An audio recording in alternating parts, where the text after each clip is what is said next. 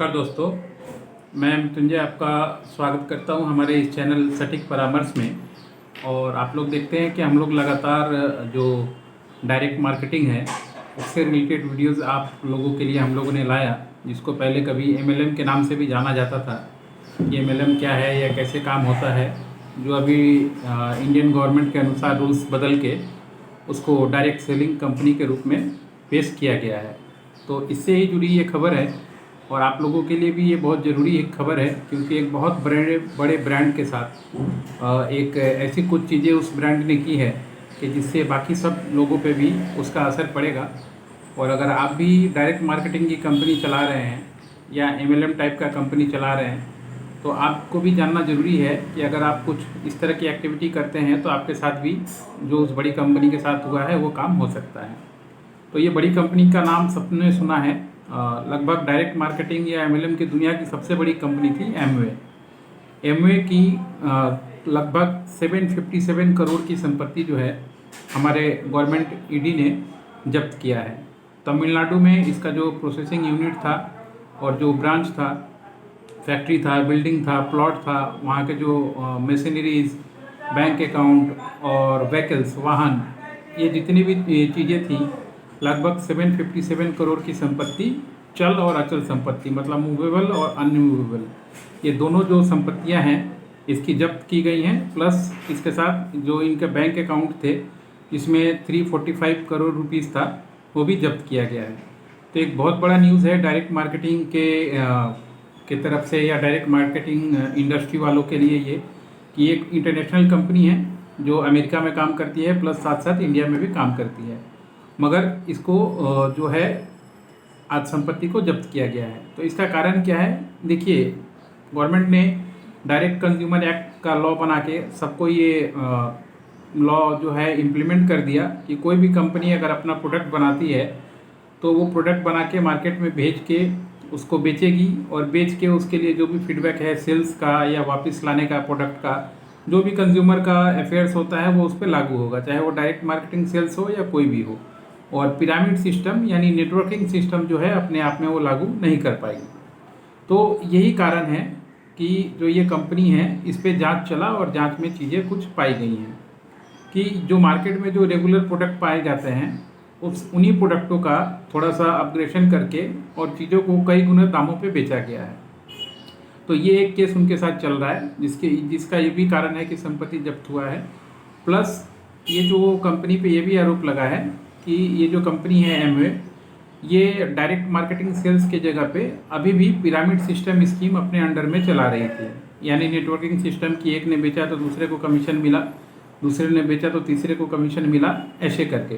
तो ऐसा भी बहुत सारा चीज़ इनके साथ पकड़ा गया है और इसी कारण है कि इनकी संपत्ति जो जब्त की गई है। तीसरा कारण सबसे बड़ा है कि ये लोग मनी लॉन्ड्रिंग का जो केस होता है उसमें इन लोगों का इन्वॉल्वमेंट पकड़ा गया है। मनी लॉन्ड्रिंग कैसे ये लोग करते थे कि मान लीजिए इन्होंने यहाँ पे जो भी इंडिया में काम किया या इंडिया के मार्केट में जो भी मान लीजिए इन्होंने पैसा उठाया, उस पैसा को अलग अलग सोर्सेज के माध्यम से अपने यहाँ के एजेंटों में कमीशन के तौर पे बांटा। प्लस इस पैसे को बहुत सारा पैसा इन्होंने जो है वो फॉरेन में ट्रांसफ़र किया, यानी अमेरिका में जो उनकी कंपनी थी या उनका ब्रांच था वहाँ पे उस पैसे को ट्रांसफ़र किया, भेजा है। तो विदाउट टैक्स दिए वो पैसा, मतलब मनी लॉन्ड्रिंग ही पकड़ा जाता है कि यहाँ से वहाँ उन्होंने ट्रांसफ़र किया हुआ है। तो ऐसे बहुत से 2-3 चीज़ें हैं जो काम इन्होंने किया है। और लगभग आंकड़ा बताएं आपको तो 7,588 करोड़ रुपए जो है इन्होंने नेटवर्किंग के माध्यम से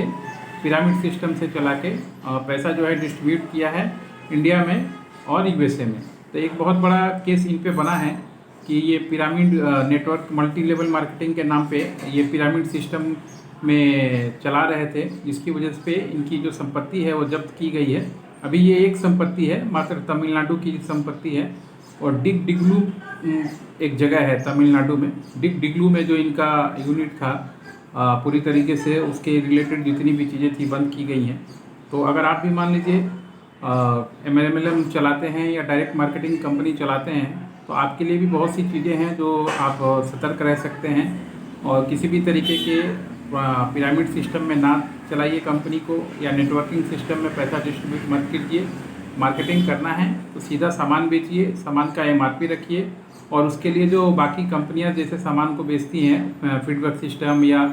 एक्सपायरी सिस्टम, या मान लीजिए कुछ कंप्लेन हुआ तो वो हैंडलिंग करने का, इस तरीके की चीज़ें इम्प्लीमेंट कीजिए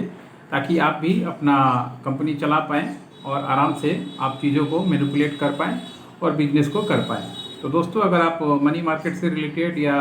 फाइनेंस मार्केट से रिलेटेड, या मान लीजिए ये डायरेक्ट मार्केटिंग सेल्स से रिलेटेड ऐसी कुछ और भी चीज़ें जानना चाहते हो, अगर आप कंपनी चला रहे हैं कि क्या लॉज है, क्या गवर्नमेंट का सिस्टम है, कैसे काम करना है ताकि आप अच्छे से काम कर पाएँ, तो आप हमारी जो पेड सर्विस है उसका सर्विस यूज़ कर सकते हैं, ले सकते हैं, जिसमें हम लोग आपको एक टाइम देंगे। टाइम देके आपको सारी चीज़ें समझाई जाएगी, बताई जाएगी, और टाइम टू टाइम पे आपका भी जो क्वेश्चन रहेगा उसको भी हैंडल किया जाएगा और गाइड भी किया जाएगा कि कैसे आप इस बिजनेस को चला सकते हैं। आशा करता हूँ कि आज का वीडियो और आज का जो सब्जेक्ट है, टॉपिक है, वो समझ में आ गया होगा आपको कि एक अवेयरनेस के तौर पे हमने बताया कि अगर आप मार्केटिंग कंपनी है, डायरेक्ट मार्केटिंग कंपनी, तो उसकी आड़ में कुछ दूसरा कुछ मत चलाइए, क्योंकि देखिए बड़ी से बड़ी कंपनी का ये हाल है, तो आप जिस दिन आ गए हिसाब में तो गवर्नमेंट का क्या रोल हो सकता है, आपका पूरा फ्यूचर ही बर्बाद हो सकता है। तो ये एक अवेयरनेस कॉल है, आप भी ठीक से रहिए और सही से व्यापार कीजिए ताकि दूसरों को भी मौका मिले और आप पे भी किसी तरह का कोई असर ना हो। आज के लिए इतना ही दोस्तों, नमस्कार।